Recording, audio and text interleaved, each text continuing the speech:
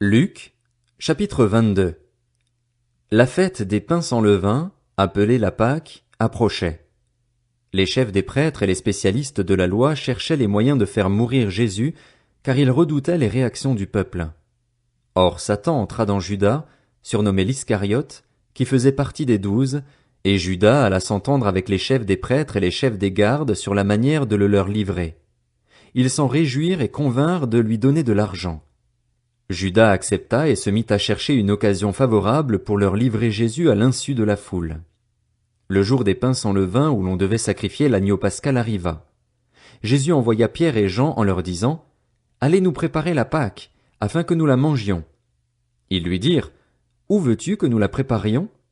Il leur répondit « Quand vous serez entrés dans la ville, vous rencontrerez un homme qui porte une cruche d'eau. Suivez-le dans la maison où il entrera et dites au propriétaire de la maison « Le maître te demande « Où est la salle où je mangerai la Pâque avec mes disciples ?» Alors il vous montrera une grande pièce aménagée à l'étage. C'est là que vous préparerez la Pâque. Ils partirent et trouvèrent tout comme il le leur avait dit, et ils préparèrent la Pâque. Quand l'heure fut venue, il se mit à table avec les 12 apôtres. Il leur dit « J'ai vivement désiré manger cette Pâque avec vous avant de souffrir, car, je vous le dis, je ne la mangerai plus jusqu'à ce qu'elle soit accomplie dans le royaume de Dieu. » Puis il prit une coupe, remercia Dieu et dit « Prenez cette coupe et partagez-la entre vous, car, je vous le dis, désormais je ne boirai plus du fruit de la vigne jusqu'à ce que le royaume de Dieu soit venu. » Ensuite il prit du pain et, après avoir remercié Dieu, il le rompit et le leur donna en disant « Ceci est mon corps qui est donné pour vous. Faites ceci en souvenir de moi. » Après le souper il prit de même la coupe et la leur donna en disant « Cette coupe est la nouvelle alliance en mon sang qui est versée pour vous. Cependant celui qui me trahit est avec moi à cette table.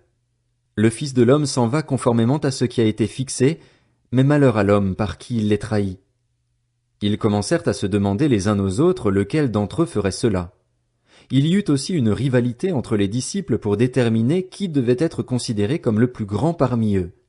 Jésus leur dit « Les rois des nations dominent sur leur peuple et ceux qui exercent le pouvoir se font appeler bienfaiteurs. Que cela ne soit pas votre cas, mais que le plus grand parmi vous soit comme le plus jeune, et celui qui commande comme celui qui sert. En effet, qui est le plus grand? Celui qui est à table ou celui qui sert? N'est-ce pas celui qui est à table? Et moi, cependant, je suis au milieu de vous comme celui qui sert. Vous êtes ceux qui avez persévéré avec moi dans mes épreuves. C'est pourquoi je dispose du royaume en votre faveur, comme mon Père en a disposé en ma faveur.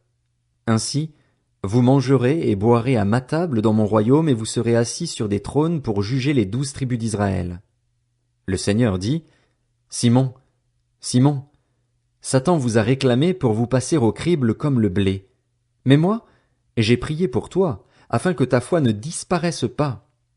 Et toi, quand tu seras revenu à moi, affermis tes frères. » Seigneur, lui dit Pierre, je suis prêt à aller en prison avec toi, et même jusqu'à la mort.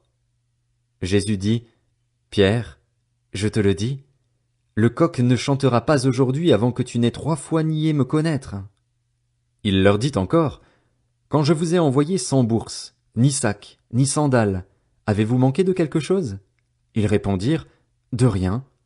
Il leur dit, maintenant, au contraire, que celui qui a une bourse la prenne, que celui qui a un sac le prenne également, et que celui qui n'a pas d'épée vende son vêtement et en achète une. En effet, je vous le dis, il faut que s'accomplisse encore dans ma personne ce texte de l'Écriture, il a été compté parmi les criminels. Et ce qui me concerne est sur le point de se réaliser. Ils dirent, Seigneur, voici 2 épées. Il leur dit, cela suffit. Il sortit et se rendit comme d'habitude au mont des Oliviers. Ses disciples le suivirent.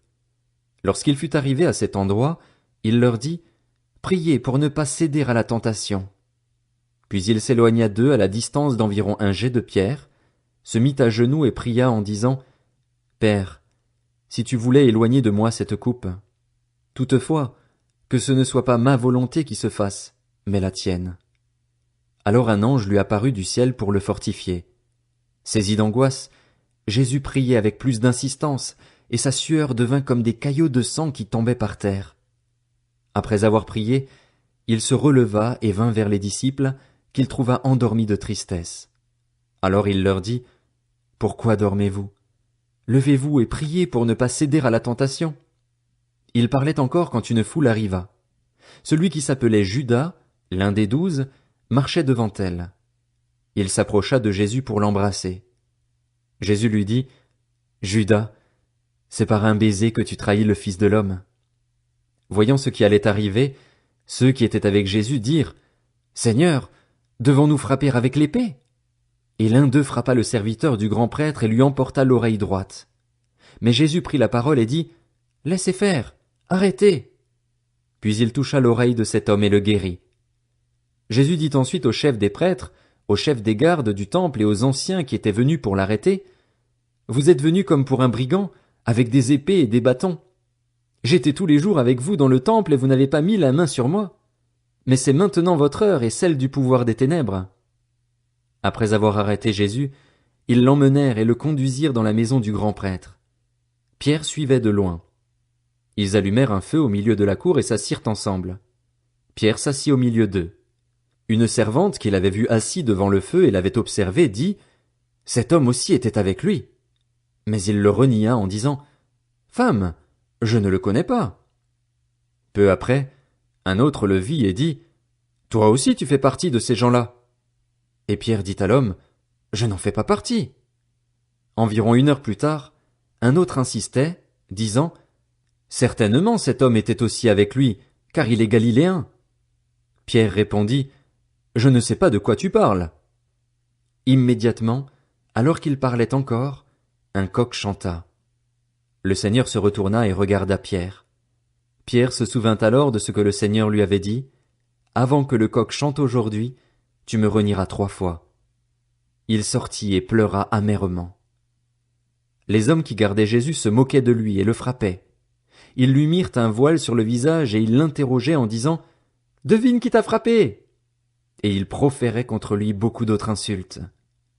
Au lever du jour, le collège des anciens du peuple, les chefs des prêtres et les spécialistes de la loi se rassemblèrent et firent amener Jésus devant leur Sanhédrin. Ils dirent, « Si tu es le Messie, dis-le nous. » Jésus leur répondit, « Si je vous le dis, vous ne le croirez pas, et si je vous interroge, vous ne me répondrez pas et vous ne me relâcherez pas non plus. Désormais le Fils de l'homme sera assis à la droite du Dieu Tout-Puissant. » Tous dirent, « Tu es donc le Fils de Dieu ?» Il leur répondit, « Vous le dites, je le suis. » Alors ils dirent, « Qu'avons-nous encore besoin de témoignages? Nous l'avons entendu nous-mêmes de sa bouche. »